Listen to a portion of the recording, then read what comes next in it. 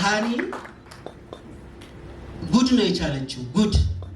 ጉድ ነው የቻለችው። እንቅልፍ የማይተኛ ባል ቴዲ በዚህ ኢንዱስትሪ ላይ ሁላችሁም እንደምታውቁት በጣም ደክሟል። በድካሙ ልክ ግን የተመሰገነ ልጅ አይደለም። እቤቱ የማይገባ ባል፣ ዘላለም ችግር ይዞባት የሚመጣ ባል፣ የተቸገረ ሰው ይዞባት የሚመጣ ባል። ቴዲን ደግሞ ምን ያህል እንደምንወደው እንደምናከብረው ሰብሰብ ብለን ወዳጆቹ ያሳየንበት ስለሆነ ደስ ይላል። እኔና ቴዲ አንድ ቦታ ሄደን እኔ እየተሳደብኩ እሱ እያመሰገነ እኔ መሰገናለሁ። እሱ ግን ሰው ሁሉ ሁልጊዜ እንደጠመደው ነው ያውቃል። አንተ ነው የሰበከው፣ ድሮም እናውቃለን። አንተ የሆንክ ሌባ ነገር ነህ፣ ውጣ ከዚህ ተባለ። ሙያው የሚከፍልም መሆኑን ማለት ገንዘብ እንኳን ባይከፍላቸው እንደዚህ አይነት እውቅና መክፈል አለበት። ሳልሳዊ ቴዎድሮስ፣ ንጉሥ ቴዎድሮስ፣ እልፍ ቴዎድሮስ ልጆቼ ባይኖሩ በእርግጠኝነት እነግራችኋለሁ ወይ ተሰድጃለሁ ወይ በህይወት የለው እና ልጆቼ የመኖሬ ምክንያቶች ወዳችኋለሁ፣ ወድሻለሁ፣ አመሰግናለሁ። አይቀርም ታህሳስ 15 ለገሃር ላይ አይቀርም። ለምን ቢሉ ላለፉት 2 አስርት ዓመታት በታማኝነትና በጥራት ብዙዎችን የቤት ባለቤት ያደረገው አንጋፋው ጊፍት ሪል ስቴት መጪውን የገናን በዓል ምክንያት በማድረግ ከታህሳስ 15 እስከ 28 ድረስ የሚቆይ ታላቅ ቅናሽ የተደረገበት የሽያጭ መርሃ ግብር በመሃል ለገሃር ላይ ያዘጋጀን መሆናችን ስንገልጽ በታላቅ ደስታ ነው። ልብ ይበሉ፣ በዚህ ቀን ለሚመጡ ደንበኞቻችን በ20% ቅናሽ በ55/45 የረጅም ጊዜ ባንክ አማራጭ ከ2% እስከ 5% ቅድመ ክፍያ ከ65 ካሬ እስከ 163 ካሬ ማለትም ከባለ 1 መኝታ እስከ ባለ 3 መኝታ ቤቶችንና የንግድ ሱቆችን በለገሃር በቦሌ አትላስ በ22 በመርካቶ ተክለ ሃይማኖት በሲኤምሲ እና በአያት ሳይቶቻችን ላይ ለሽያጭ አቅርበናል። ታዲያ እርሶስ ምን ይጠብቃል? ይግዙ፣ ህልሞን እውን ያድርጉ። ለበለጠ መረጃ ታች ባለው ስልክ ቁጥራችን ሃሎ ይበሉን። ጊፍት ሪል ስቴት ማህበረሰብን እንገነባለን።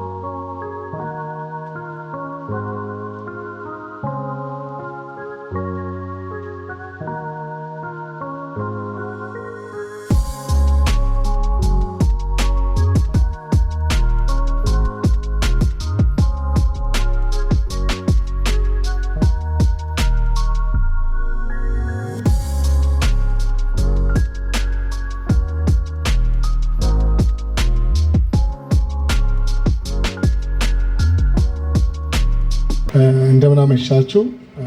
ዮኒ ቬጋስ እባላለሁ። ዛሬ እዚህ ሁላችንም በዚህ ሁኔታ ስንሰባሰብ የተሰባሰብንበት ዋና ዓላማ የቴዲ ጉዳይ ብቻ ሳይሆን ይሄ የሀገር ጉዳይ ነው።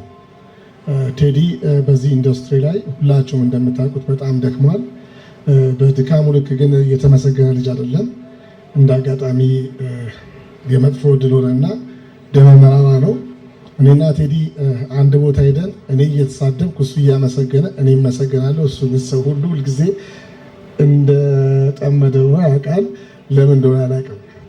ኤኒዌይ ዛሬ የቴዲን ደስታና የሀገራችን የኢትዮጵያን በፊልም ኢንዱስትሪ አንደኛ ከአፍሪካ ሀገር ወጥታ ኢትዮጵያ በመጠራቷ ሁላችንም እዚህ ለመሰባሰብ ስለተገኘን በጣም ደስ ብሎኛል። አክብራችሁ የመጣችሁ እንግዶች በሙሉ ከተለያየ በሙያ ዘርፍ እና ከተለያየ ተቋማት እንደዚሁም ደግሞ የቴዲ ቅርብ ወዳጆች፣ ቤተሰቦች ሁላችሁም እንኳን ደስ አላችሁ እላለሁ። ስለዚህ ስለ ቴዲ ብዙ ማለት ፈልግ ነበር፣ ግን ሁኔታው አይፈቅድም። ምክንያቱም አንደኛ ፕሮግራማችንን ቆይተን የጀመርነው የተዘጋጀው ብዙ ነው። ዝም ብላችሁ የሆነ ነገር አስቦ ነበር ብላችሁ ገምቱ። በቃ ቴዲ በጣም ነው የምወድህ፣ በጣም ነው የማመሰግንህ። ትልቅ ብዙ ጊዜ እኔና ቴዲ የሚያጣላ ጓደኛዬ ስላልሆነ እኔ ቴዲ ለእኔ ወንድሜ ነው። ሳገባም አንደኛ ሚዜ ነበረ። ሀናም ልጆቹም ሁላችሁም እንኳን ደስ አላችሁ። በዚህ ሞገስ ዛሬ እዚህ ስላየኋችሁ በጣም ደስ ብሎኛል። አዊሽ ከዚህ በላይ ማድረግ ብችልና ባደርግ ደስ ይለኝ ነበረ። ግን እንግዲህ ሰው ማሰቡ ነው ስለሆነ ዋናው ነገር። ቴዲን ሁላችሁም አንድ ጊዜ እንኳን ደስ አለ በሚል ጭብጨባ ባካችሁ ደስ ይለን ግለጡበት። ያንሳል። አንድ ጊዜ ፕሊዝ። አመሰግናለሁ። እንግዲህ መልካም ምሽት ይሁንልን። ሁላችሁንም እግዚአብሔር ያክብርልኝ። ታንክ ዩ ሶ ማች። አመሰግናለሁ።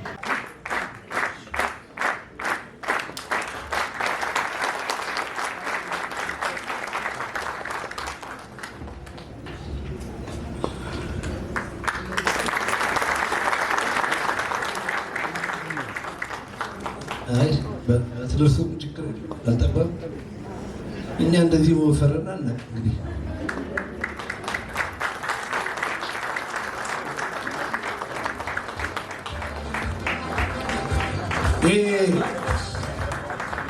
እውነት ለመናገር ከተናገርነው ነገር በላይ ቴዲ ከልቡ ሰው ነው።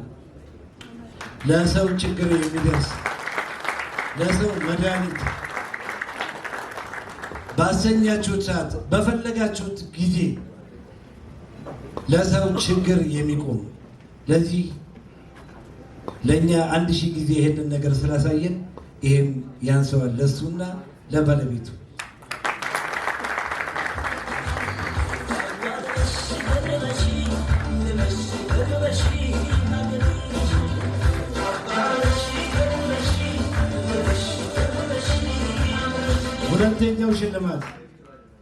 ሁለተኛው ሽልማት ዩኒ ቬጋስ ትፈልጋለህ?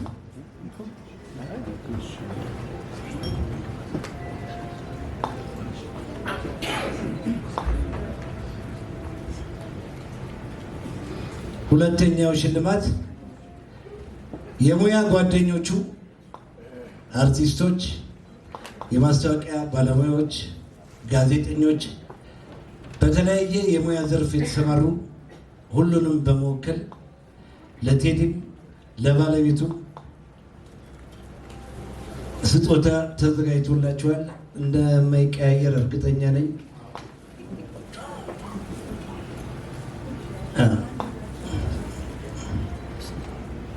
እሱ የቴዲ ነው። የቴዲ ነው።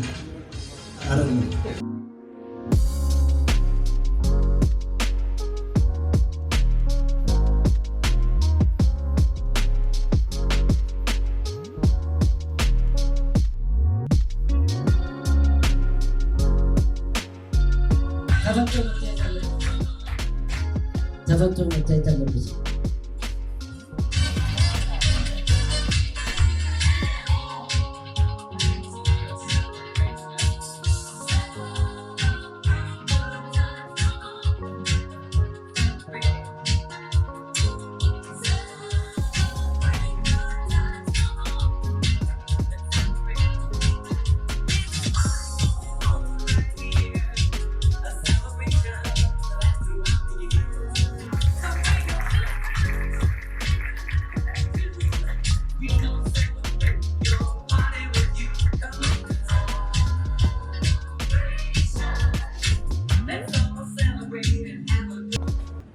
ዩኒ ቬጋስ ራሱ ለቴዲ በግሌ መስጠት አለብኝ ብሎ ያዘጋጀ ስጦታ አለ።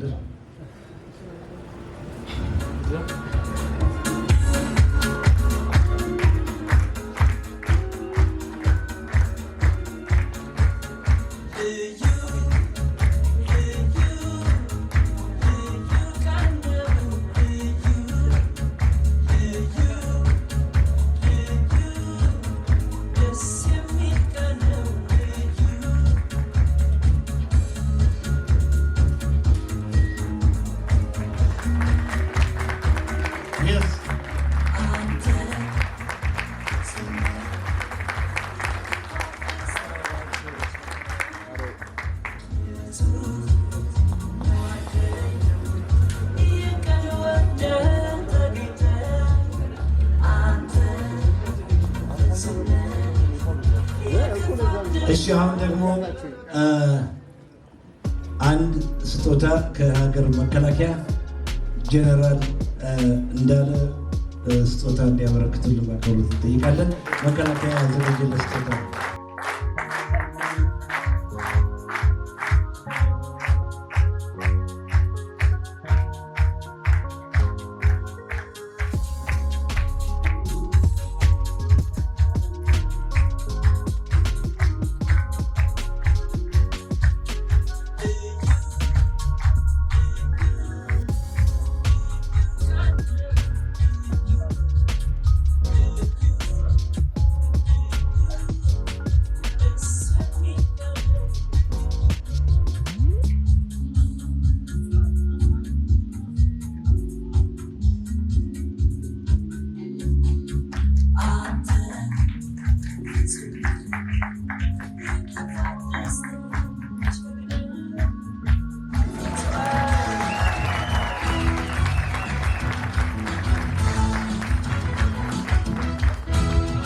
የኢትዮጵያ ፌዴራላዊ ዲሞክራሲያዊ ሪፐብሊክ መከላከያ ሚኒስቴር የመከላከያ ሚዲያና ኮሚኒኬሽን ማዕከል ያበረከተለት ታላቅ ስጦታ ነው።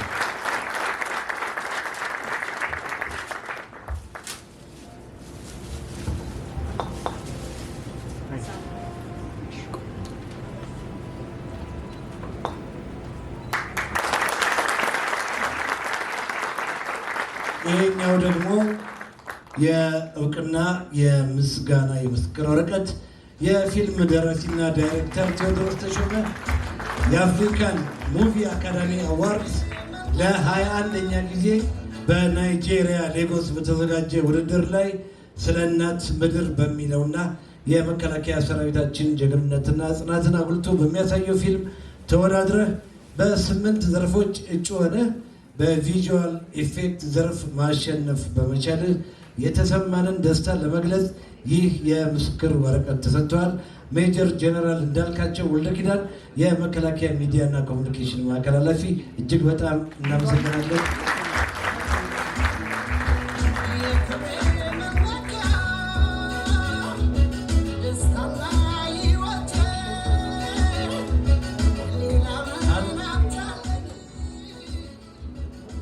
ዮኒ የተመጠነ የአየር ሰዓት ነው የሚሰጠ። አለቃ ናቸው። እኔ ያው ቅድም እንደነገርኳችሁ ነው። አንድ ሰው አንድ ነገር ሲሰጥ ሪዝን አለው። ዝም ብሎ የሚሰጥ ነገር የለም። እኔ ማርያምን ለቴሌ የሰጠሁት በተለይ ባለቤቱ ሀኒ ማርያምን እንዴት እንደምትወዳት አውቃለሁ። በጣም እንደምትወዳት ስለማቅ ቅድም እንደነገርኳችሁ ኦፍኮርስ ማርያምን ይወዷታል አለቻቸው። እኔ ደግሞ ለሰላማቸው ከዚህ በኋላ ቴዲን የነበረውን መልካምነት በዚህ ልክ እንደዚህ ስላየው ደስ ስላለኝ የዚህ ሁሉ ደግሞ መሳካት የማርያም እጅ ስላለበት ለዛ ነው የሰጠሁት። አመሰግናለሁ።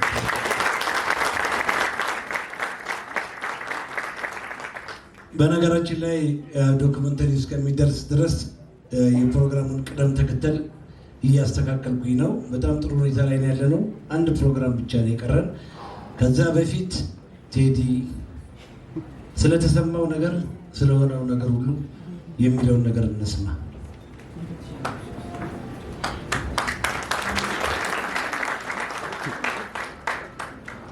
ስለሆነው ነገር ሁሉ እግዚአብሔር ይመስገን።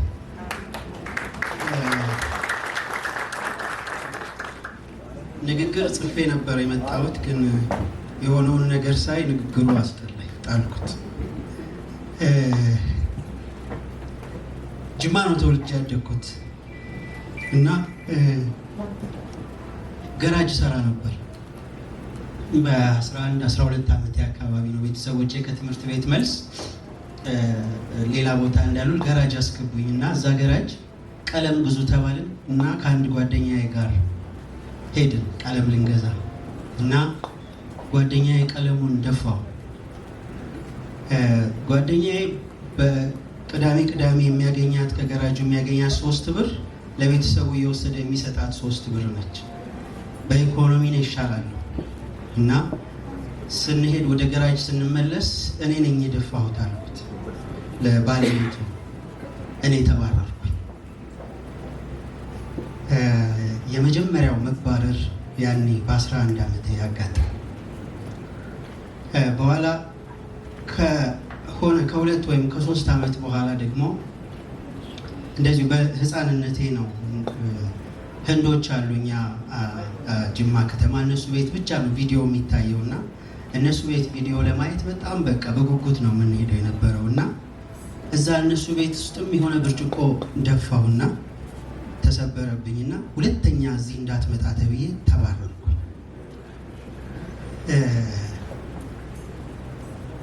ከዛ አደኩኝና ከጅማ ከኮሜርስ ግራጁዌት ካደረግን በኋላ ደርግ ልክ ትራንዚሽን ላይ ነበርን እና ከለውጡ በኋላ የመጀመሪያዎቹ ተመራቂዎች ነበርን እኛና ስራ ፈልጉ እና ግቡ ተባለ። በ84 ነው የተመረቁት እና ፎቶ ቤት ስራ መፈለግ ጀመርኩኝ እና ፎቶ ፊሊ የሚባል አንድ ፎቶ ቤት ተቀጥሬ ስራ ጀመርኩኝ በ600 ብር ደሞዝ እና የኔ ስራ እጅ ስራ መስራት ነበረ። በእጅ ስራ በጣም ጎበዝ ነበርኩኝ እና ፎቶ የሚያነሳው ልጅ ደግሞ ሌላ ልጅ ነው እና በአጋጣሚ እሱ ለምሳ ወጥቶ እኔ ፎቶ አንሳ ተባልኩኝ እና ፎቶ አነሳው። ሳነሳ በጣም ቆንጆ ነው ተብሎ የተደነቀ ፎቶግራፉ። እሱ ሲመጣ እኔ ማንሳቴን ሰማና የሚቀጥለውን እንግዳ ፎቶግራፍ አበላሽቶ አነሳው እና እሱ ነው ያነሳው ብሎ ለሰውየው አሳበቀብኝ። ከዛ ፎቶ ቤት ተባረርኩ።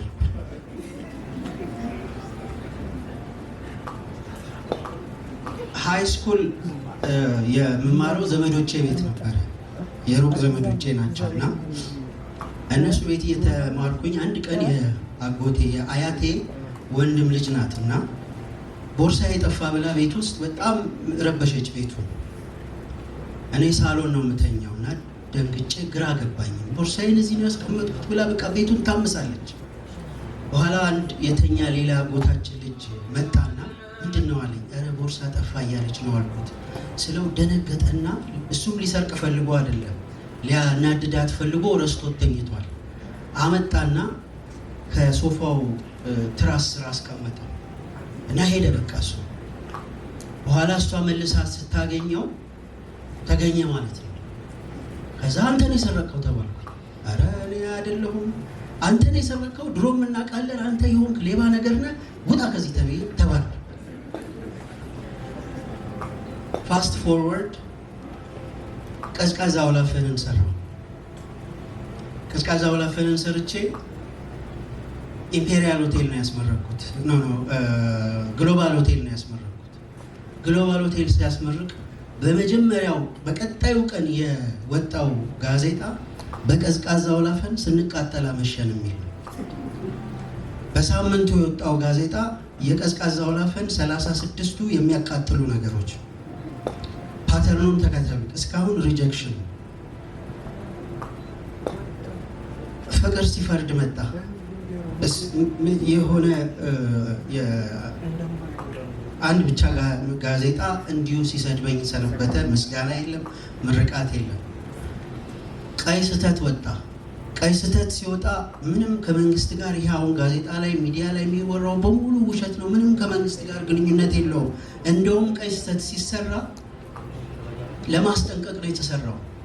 ምናልባት ኤዲተሩ ሙዚቃውን ሰርቶት ከሆነ ትሰማላችሁ። ይቅር ይቅር ይብቃ የደም ጅረቱ፣ ፈጥኖ ይምጣ ምረቱ። ለኢትዮጵያ በእንዲህ አይነት ፖለቲክስ መፍትሄ አይመጣም። በጠረጴዛ ዙሪያ ተነጋገሩ፣ ካለበለዚያ ደግሞ ወደ እግዚአብሔር እንጸልይ፣ ኢትዮጵያን የሚያዋጣት በዚህ ሰዓት ጸሎት ነው የሚል መንፈስ ያለው ፊልም ነው። ሳውንድ ትራኩም በግልጽ ፊልሙ ላይ ይሰማል። ሜታፎሩም እንደዛው ነው። ግን በማላውቀው ምክንያት የምርቃቱ ዕለት ከቤልጅየም ኤምባሲ ጋር በመስራቴ ምክንያት ባለስልጣኖቹ የጊዜው በመምጣታቸው ምክንያት ሙሉ ለሙሉ ዙሩ ከረረና ጭራሽ እኔ የኢህአዴግ ደጋፊ ተባልኩኝና እንደ ፔፕሲ ቀይ ስህተትን አትዩ፣ ፔፕሲ አትጠጡ ይባል ነበር ያኔና ቀይ ስህተትንም አትዩ የሚል በቃ የመጨረሻ የሀገር ጠላት ተብዬ ተሰየምኩ። ሌላ ሪጀክሽን።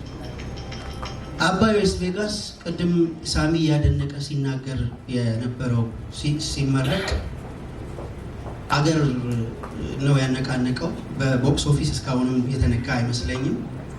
ጋዜጣው ግን ስድብና ሌላ መዓት ነው። በጊዜው ሽልማት የሚመርጡ ሰዎችም ምክንያቱም በማድረገው ምክንያት ከ5ቱ ጥሩ ፊልሞች እንኳን አንዱ ሊሉት አልፈለጉ። ሪጀክሽን ሪጀክሽን ሪጀክሽን ህይወቴን በሙሉ በሪጀክሽን ነው የኖርኩት። አንድ የማረጋግጥላችሁ ነገር እነዛ ሪጀክሽኖች ግን ከመጀመሪያ ከ11 ዓመቴ ጀምሮ ስለሆነ እየተለማመድኳቸው የመጣሁት ሪጀክሽን ፍራቻ የምሰራው ነገር ሁሉ በተቻለ መጠን እንከን እንዳይኖረው እጠነቀቃለሁ። ጎበዝ ስለሆንኩኝ አባካኝ ስለሆንኩኝ ገንዘብ ስለማልወድ አይደለም ፊልሞቼ ላይ ወጪ ማውጣት፣ ሪጀክሽኑን ዲስፕሩቭ ማድረግ ስላለብኝ ነው።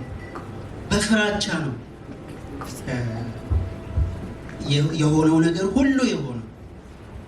አሁን ስንመጣ ስለ እናት ምድር የኢትዮጵያ ፊልም ነው። ኢትዮጵያዊነትን የሚሰብክ ፊልም ነው።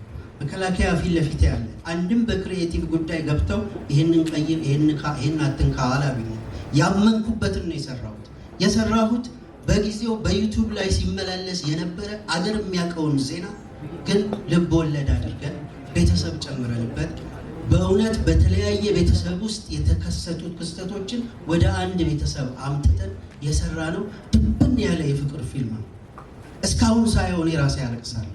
አንድ ቀን እግዚአብሔር ፈቅዶ ለኢትዮጵያውያን እንዲታይ እንደምትፈቅዱልኝ ተስፋ አደርጋለሁ። ግን የምትሰሙት ሪጀክሽን ነው። አሁን በዚህ ሁሉ ሪጀክሽን ውስጥ መሃል ሰው መልካም ነገር ስለኔ ሲናገር ስሰማ እደነግጣለሁ። እንዲህ አይነት ድግስ በፍጹም በህይወቴ ያጋጥመኛል ብዬ ጠብቄ አላውቅም። እኔም ማቀው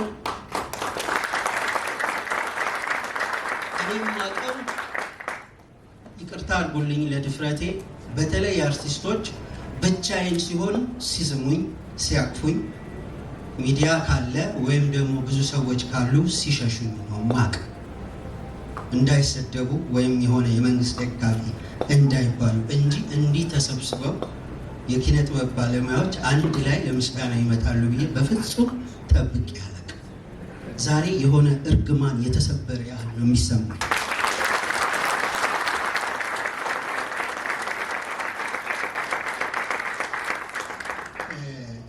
ጓደኛ ሲታማ ለእኔ ብለህ ስማ የሚባል ነገር አለ። ቅድም ባልኳቸው ምክንያት ዮናስ ቢያንስ 10 ጊዜ ከሰው ጋር ተደባድቧል በእኔ ምክንያት። ጭቅጭቁ፣ ጸቡን በእኔ ምክንያት የሚጣላውን ትታችሁ እንደ ዮናስ አይነት ጓደኛ ይስጣችሁ።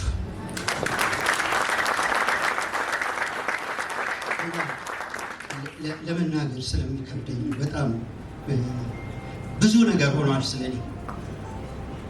በገንዘብ ሲቸግረኝ ገንዘብ አውጥቶ ህንድ ድረስ ከኔ ጋር ሄዷል። ስሸለም ሳውዝ አፍሪካ ከኔ ጋር መጥቷል። እኔ ባለሁበት ስኬትም ሆነ መከራ ውስጥ ሁሉ ከኔ ጋር አለ እና በቃ የዮናስ አይነት ጓደኛ ይስጣችሁ።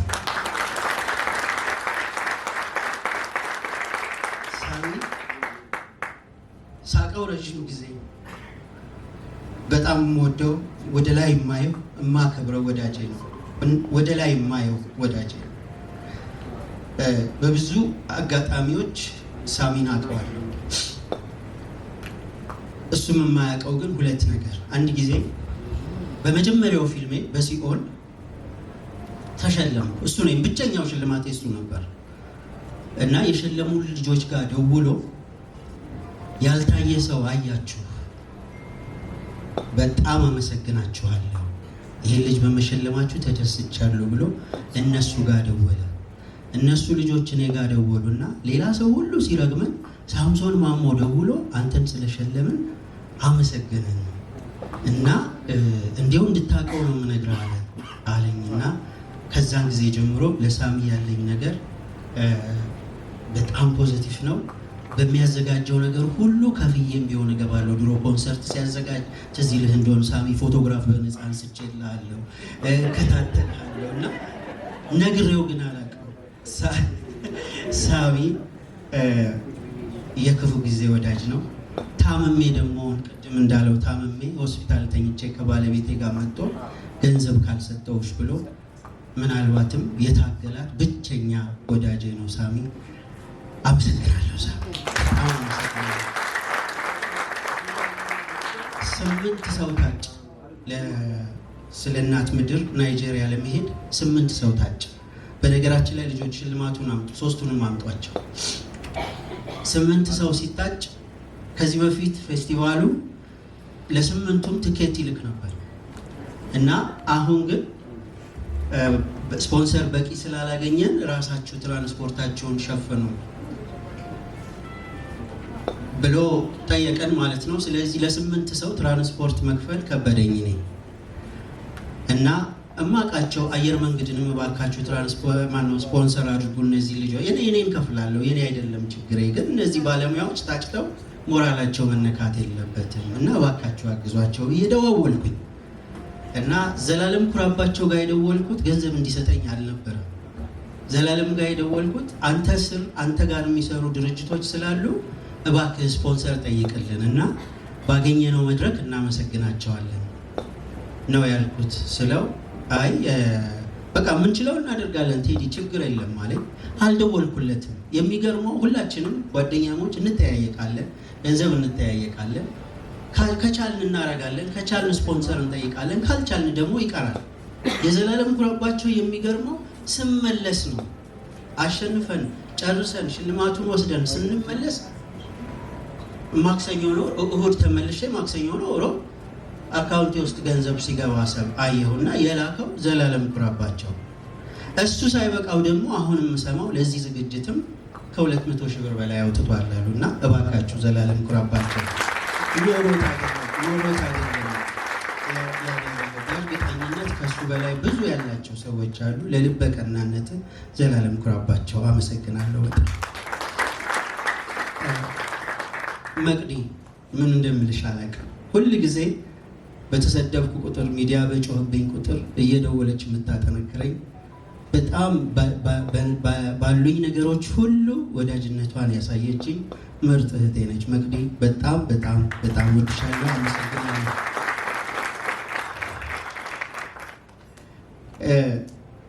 የህግ ባለሙያ ነው፣ በጣም የተከበረ የህግ ባለሙያ።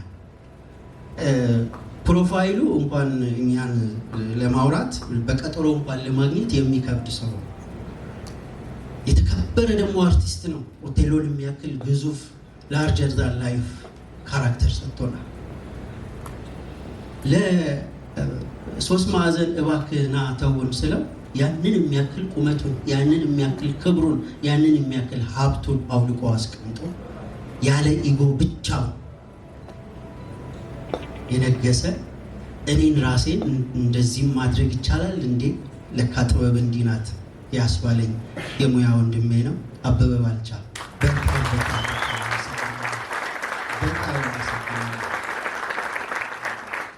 አሜሪካ ሄድን ፊልም ለመቅረጽ። እኔ ሰለሞን ቦጋለ ማህደር አንድ ትንሽዬ ክፍል ተከራይተን ነው የነበርነው እና አቤንም ና እዚህ ግባ አልኩት። መጣ፣ አየው ክፍሉን። ሲያየው በፍጹም ለሱ የሚመጥነው አይደል። እኔ ደግሞ ፍራንክ የለኝም፣ አሜሪካን ሀገር ድረስ መሄዴ በራሱ ተአምር ነው እና ለአቤ እንደምንም የሆነች ክፍል አጸዳድቼ እዚች ነው የምተኘው አልኩት። አይ ቴዲች ነገር እንኳን አትሆንም፣ ለእኔ ሆቴል ያዝልኝ ግድ የለህም አለኝ እና ሆቴል ያስኩለት። በሆዴ የረገምኩት እንዴት አይረዳኝም? በጣም ምን አይነት ሰው ነው? በቃ አውቃለሁ፣ ግን በዶላር ነው የምከፈለው፣ ለምን አይረዳኝም? 15 ቀን ተቀመጠ። ቀረጻው ከተጠናቀቀ በኋላ ደረሰኙን ይዞ በላወራርድበት ከፍያለሁ ብሎ ደረሰኙን ሰጠ። እሱ ብቻ አይደለም ፊልም 3 ማዕዘን የሰራበትንም አልተቀበለኝም። አንተ ይሄን ያህል መስዋዕትነት ተከፈል እኔ ያስከፍል አይገባም ብሎ ታላቅነትን አርአያነትን ያሳየኝ የሙያ አባቴ ነው። አቤ በጣም ወዳለሁ፣ በጣም አመሰግናለሁ። ሰለሞን ቦጋለ የተወለድነው አንድ ቀን ነው። ሁለታችንም ከ15 ቀን በኋላ ልደታችንን እናከብራለን። ታህሳስ 29 ነው የተወለድነው በአንድ ቀን ስለተወለድን ይሁን ምክንያቱን አላቅም ከታናሽ ወንድሞቼ እንዳንዱ ነው የሚሰማኝ እንጂ በፍጹም የሩቅ ሰው አይመስለኝም። በማንኛውም ጉዳይ ውስጥ ሰለሞን አለ። ሳለቅስ ያለቅሳል፣ ስደሰት ይደሰታል፣ ስስቅ ይስቃል። እዚህ ጉዳይ ውስጥም ነበረ፣ አብሮ አስተባብሯል። ሰለሞን ወንድሜ ነህ፣ እወድሃለሁ፣ አመሰግናለሁ። ታምሮ ታሜ ጠበቃዬ እወድሃለሁ። ምንም በቃ ቃላቶች አለቁብኝ፣ ግን በጣም በጣም የምወድህ ጠበቃዬ፣ ወንድሜ፣ ታናሽ አመሰግናለሁ። ማነው ታናሽ ይለኛል። ለማንኛውም እወድሃለሁ፣ አመሰግናለሁ። ሌላ ያልጠራሁት ሰው አለ ያስተባበረ? ከረሳው ይቅርታ አድርጉልኝ። በጣም ስሜት እሺ። ሳሚ ወዳል። ሁላችሁንም ወዳችኋለሁ፣ አመሰግናለሁ። በጣም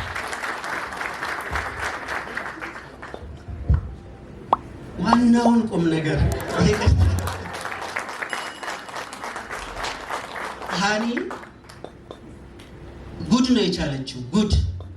ጉድ ነው የቻለችው። እንቅልፍ የማይተኛ ባል፣ እቤቱ የማይገባ ባል፣ ዘላለም ችግር ይዞባት የሚመጣ ባል፣ የተቸገረ ሰው ይዞባት የሚመጣ ባል። በፍጹም ሃኒ የቻለችውን ጉድ ልነግራችሁ አልችልም። ወድሻለሁ፣ አመሰግናለሁ።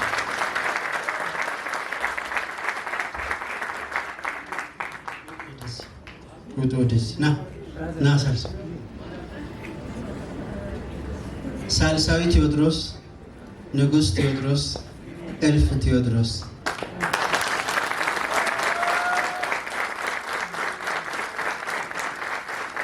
በላቸው ና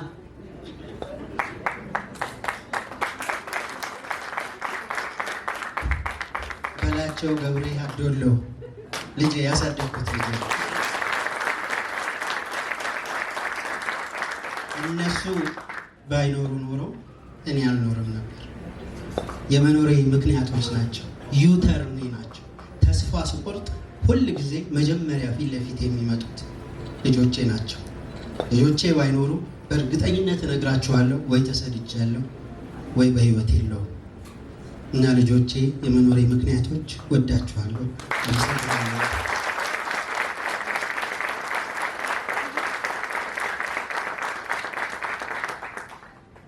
የእናቴ ልጆች ማሚቱ፣ መሰረት፣ ሙሉቀን፣ በኃይሉ፣ ወንድሞቼ በጠቅላላ የእናንተም ፍቅር ወደር የለውም። እጅግ በጣም ወዳችኋለሁ። የመጣችሁት እዚህ ዛሬ ጥሪውን አክብራችሁ የመጣችሁ ሁሉ ክብር ይስጥልኝ፣ አመሰግናለሁ። ማስተር ዶክተር ሄኖክ እና ታምራት ቁም ነገር ያዘጋጁትን ስጦታ አለ፣ እሱን እናደርጋለን። ቆንጆ ራት እየተዘጋጀ ነው። ፈርስት ክላስ ዲነር ነው። እውነት ለመናገር ሰሞኑን እዚሁ ስለነበርኩኝ ያው የበላሁትን ማስታወቂያ መጥፋት አለብኝ።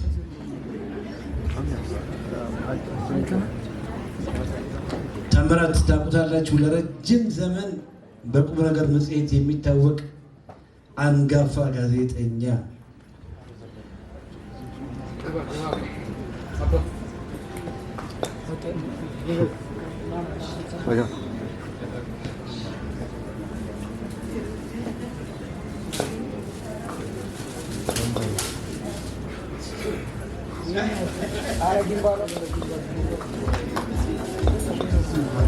ይሄ የዛሬ 20 ዓመት ቁም ነገር መጽሔት ላይ ቴዎድሮስ ተሾመ የወጣበት ምስል ነው። ታሜ እንወዳለን፣ እጅግ በጣም እናመሰግናለን። ማስተር ዶክተር ሄኖክ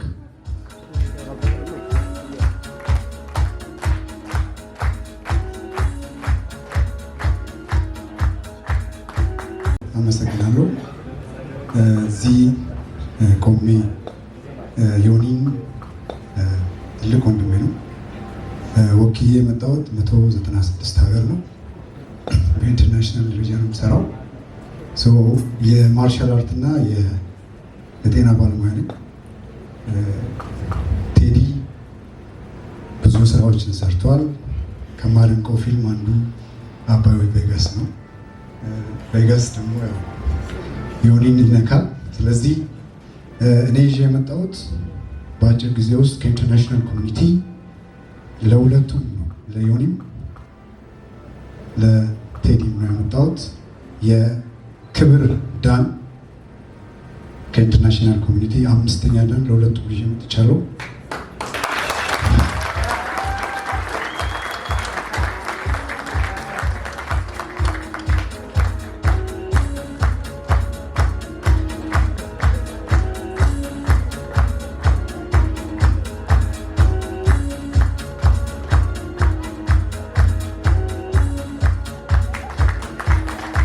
እሺ አሁን ደግሞ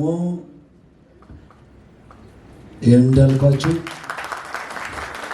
እሺ በጣም እናመሰግናለን። ቴዲ አንድ ነገር ትቀርራለች።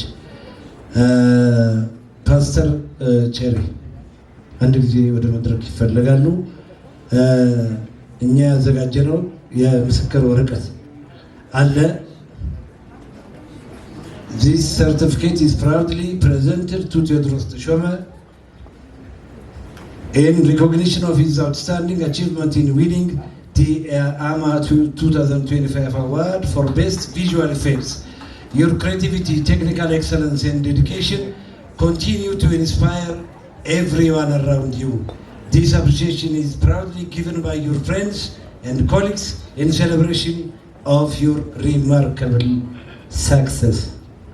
እሱን ስንተረጉም አንሉ ፓስተር ይሄንን በእኛ ስም እጅግ በጣም የምናከብራቸው ናቸው። ፓስተር ዶክተር ወዳጅን የሚያው አጠገባችን አለ። እነዚህ ሰዎች በእኛ ጭንቅላት ውስጥ ብዙ ቁም ነገሮችን ያስቀመጡ ሰዎች ስለሆነ በየትኛውም ትላልቅ ቦታ ከኛ መካከል በመገኘታቸው አክብሮታችንን በዚሁ አጋጣሚ እንገልጻለን። ፓስተር ቼሪ 59 ሰከንድ ይፈቀዳል። እግዚአብሔር የተመሰገነ ይሁን። ቴዲዬ በጣም ደስ ብሎኛል። ይሄ ሰውዬ እንደዚህ እየተገፋ ከሆነ እዚህ የደረሰው ባይገፋ የት ይደርስ ነበር ብዬ እንዴት ይሆን ነበር ብዬ እያሰብኩ እና እግዚአብሔር ይመስገን እንኳን ተገፋ። መገፋት ሊፍት ነው እና ገፍቶ እንደ ቂቢዋ ማለት ነው። ገፍቶ ምን ታደርጊያለሽ ሰው ጭንቅላት ላይ ስትባል ገፍተው እዚያ ያደረሱኝ እንዳለችው እንኳን ተገፋ፣ እንኳን ተጣል፣ እንኳን ተረሳ። እኔ የምለው እሱ ነው። አላሳዘነኝም። ምክንያቱም ስራው ይሄ ነው። ከወጣችሁ ሰው ፊት ከወጣችሁ ሙገሳና ጭብጨባ ብቻ ሳይሆን እንዲሰራ የሚያደርግ ነገር ስለሆነ የተደረገው እንኳን እግዚአብሔር ረዳ። ዶክተር 54 ሰከንድ ነው የተናገረው። እጅግ በጣም ነው የማመሰግነው። የክብር ስፍራቸውን እንድትይዙ ከዚህ በኋላ መድረኩን ስለምቆጣጠር የአየር ሰዓት አልሰጠም። ታላቁ የመቄዶንያ ጠንሳሽ ቢኒ ይሄ የዚች ሀገር ትልቁ ጀግና ነው፣ ጀግናችን ነው። ያላመሰገንኩት አካል ስላለ ነው። ይሄ ፊልም የአማ ሽልማት ገነ ወጣ እንጂ የታል ሽልማቶች አብጣቸው ሽልማቶች እዚህ ናቸው። ይሄ እዛው ናይጄሪያ ኢኑጉ የሚባል ኢንተርናሽናል ኮምፒቲሽን ያሸነፈበት ነው።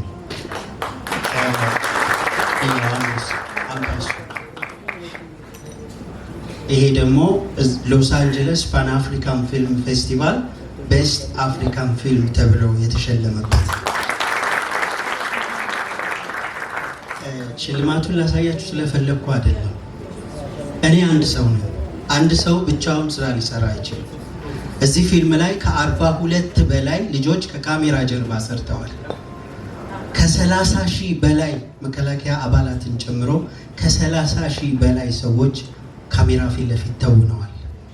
3000 ሰዎች 1,000 ብር እየከፈልን 3 ቀን መስቀል አደባባይ ላይ ቀርጸናል። የዛ ሁሉ ሰው ልፋት ውጤት ነው። ካሜራ ከተሸከመልን ትራይፖድ ከተሸከመልን ሰው አንስቶ እስከ መጨረሻው ረዳት ዳይሬክተሬ ተስፋዬ እሸቱ ዛሬ ለምን እንዳልመጣ አላቅም። የተጠራ አልመሰለኝም። በዚህ አጋጣሚ ይቅርታ ጠይቃለሁ ካልተጠራ።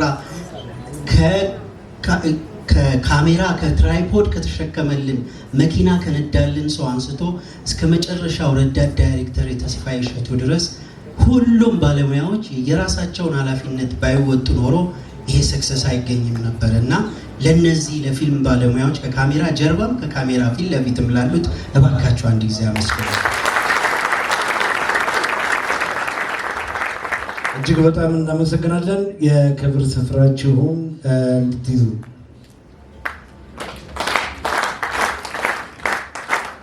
በነገራችን ላይ እንደዚህ አይነት ነገር መለመድ አለበት። ምናልባት ኢትዮጵያ ውስጥ ወደ 120 ሚሊዮን የሚቆጠር ህዝብ አለ።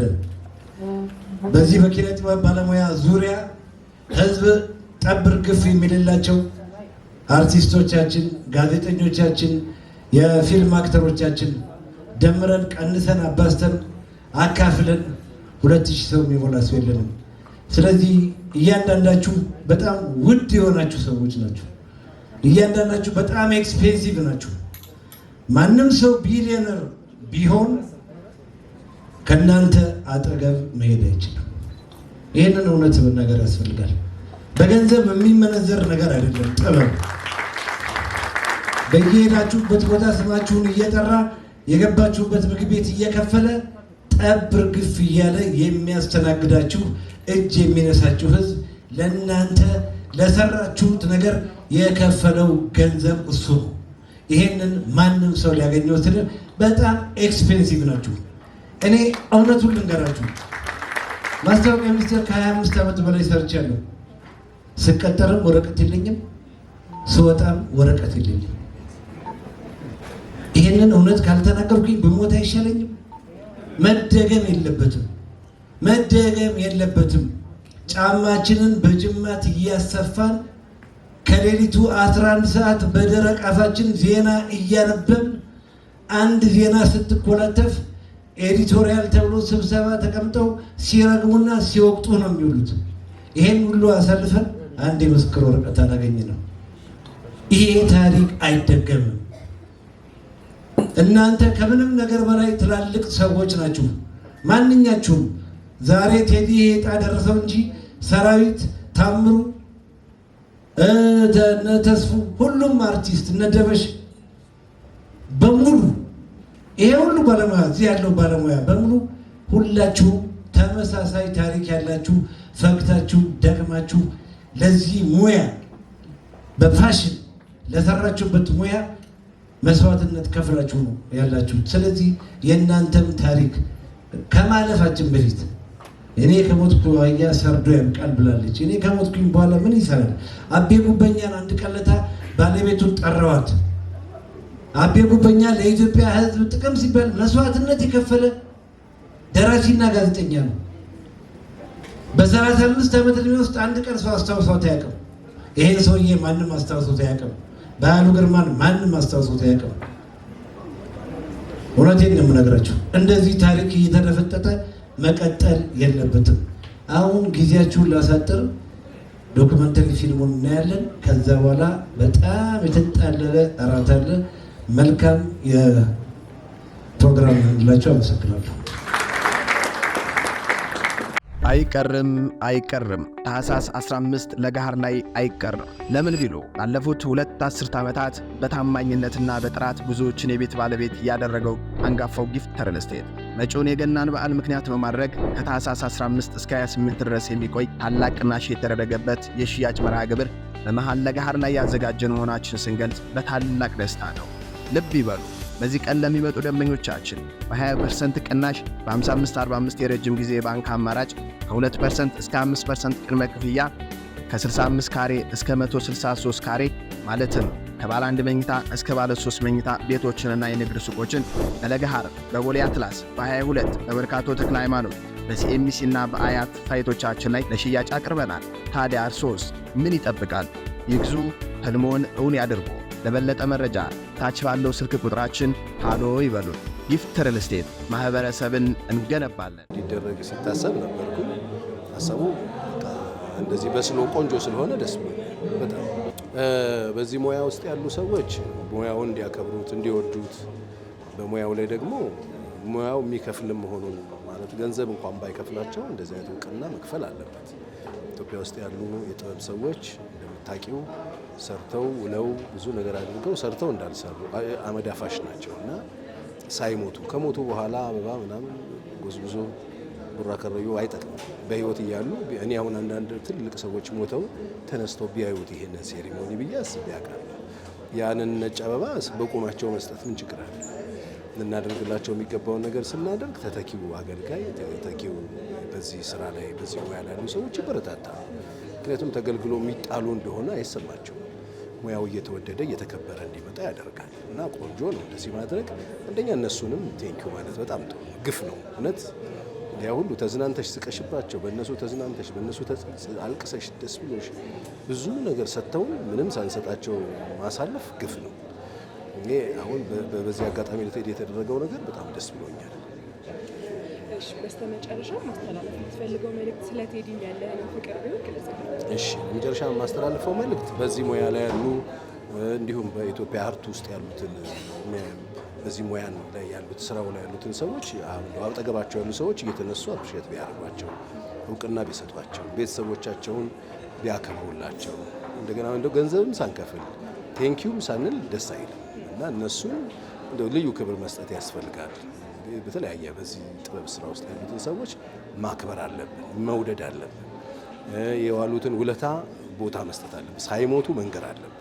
ያውን ዛሬ ቴዲን ተመልከች፣ በጣም እርግጠኛ ነኝ እድሜ ይጨምራል። እውነቴን ነው የምልሽ፣ ተስፋ ከመቁረጥ ውስጥ ወጥቶ ደስ ይለዋል። ልክ እንደዚህ ነው መደረግ ያለበት እና አሁንም ያሉት በህይወት ያሉትን ትናንትና ውለታ ያሉልን በምንም ነው በጨበጣ የሰሩ ብዙ አርቲስቶች ነው ያሉት እና እነሱን ቴንኪው ማለት በጣም ያስፈልጋል እና እንደሱ ቢባል ጥሩ ነው። ቴዲዬን ደግሞ በጣም ነው ወደው በጣም ነው ማከብረው። ደስ ብሎኛል ስለሆነለት ነገር። ከዚህ በላይ ትልቅ እንጠብቃለን ከሱ።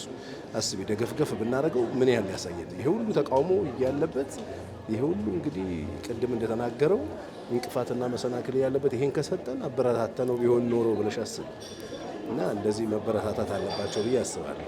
በጣም ደስ የሚል ያው ለቴዲ የሚገባው ይሄ ነው ማለት ባይቻልም ሁልጊዜ አንድ ሺህ እርምጃ ከአንድ ይጀምራልና እስከዛሬም ላላመሰገንበት ወደ ኋላ ለቀረንበት እንደው ይቅርታ ማያ አነስ ያለች ግን ቴዲን ደግሞ ምን ያህል እንደምንወደው እንደምናከብረው ሰብሰብ ብለው ወዳጆቹ ያሳየንበት ስለሆነ ደስ ይላል። ያው የሰው ልጅ ስራ ከሰራ በኋላ ጥሩ አደረክ፣ እቺ ደግሞ ጎላለች፣ እቺን አስተካከል፣ በዚህ በሰራኸው ደግሞ ልትመሰገን ይገባል ስትዩ አቅም ትሆኛለሽ፣ ጉልበት ያገኛል፣ የተሻለ ይሰራል። አርት ደግሞ እንደሚታወቀው ሀገር መለያ ነው አይደል? አንድ ነገር ሰዎች የተለያየ ቦታ ላይ እየኖርን አሁን አሜሪካን ለመሄድ የምንፈልገው ሌላም ሀገር ለመሄድ የምንፈልገው በፊልሞቻቸው በሚያሳዩን በጎ ነገር ነው። ስለዚህ እኛም ደግሞ እንደ ኢትዮጵያ ብዙ የምናሳየው ብዙ የምንሸጠው ሀብት አለን። ያን ደግሞ የምናደርገው በአርት ነውና እንደዚህ አይነት ሽልማቶች እንደዚህ አይነት መበረታታቶች ሲኖሩ ብዙዎቹ ተነስተው ብዙ ስራ ለመስራት ትላልቅ ነገሮች ለመስራት እና ሀገራቸውን ለማሳየት ይነሳሳሉ ብዬ አስባለሁ። ቴዲዬ እንኳን ደስ ያለ ይገባሃል፣ ያንስብሃል። ከዚህም በላይ በጣም ብዙ መከበር የሚገባ ለኢትዮጵያ የፊልም ኢንዱስትሪ ትልቅ ዋጋ የከፈልክ እኛ ካንተ በኋላ የመጣ ነው ሰዎች የምናየው ነገር እንዲኖረን መንገድ የጠረክልን ሰው ነህና ልትከበር ይገባል። ይሄ መጀመሪያ ነው። ከዚህ በኋላ ብዙ አይነት የመከበሪያ መድረኮችን ብዙ አይነት የሽልማት መድረኮችን ካንተ ይገባሃል ብለን እናስባለን። እንግዲህ እንደ ባለሙያም እንደ መንግስትም ይሄንን ነገር እናደርጋለን ብዬ አስባለሁ። እንወድሃለን፣ እናከብርሃለን፣ በርታለን።